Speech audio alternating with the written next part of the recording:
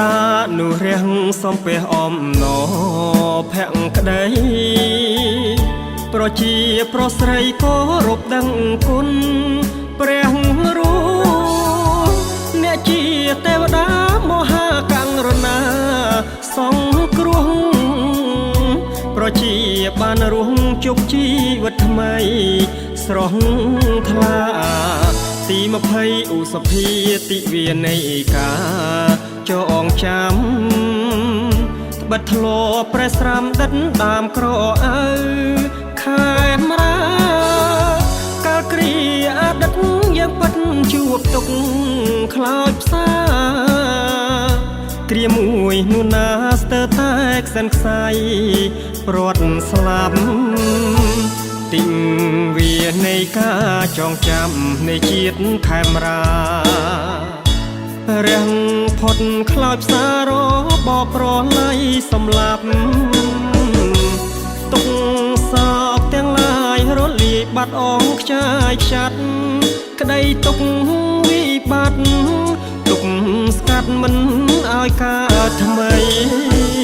ស្មារតីយុវជនរួមអស់ប្រជាខេមរាសូមរួមបដិញ្ញាដោយចិត្តស្មងស្ម័គ្រភាំងក្តី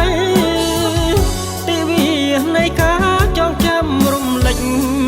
ជាថ្មីក្នុងថ្ងៃទី20ខែឧសភារៀងអើយ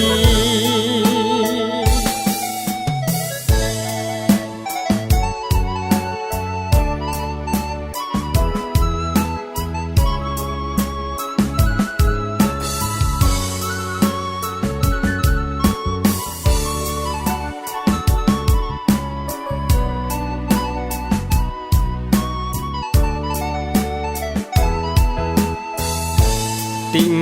វានៃការចងចាំនៃជាតិខេមរារាំងផុតខ្លោចផ្សាររបបប្រឡ័យសម្លាប់ទុកសោកទាំងឡាយរលាយបាត់អងខ្ចាយខ្ចាត់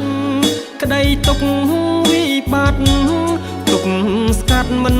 ឲ្យកើតថ្មីស្មារតីយុវជនរួមអស់ប្រជាខេមរា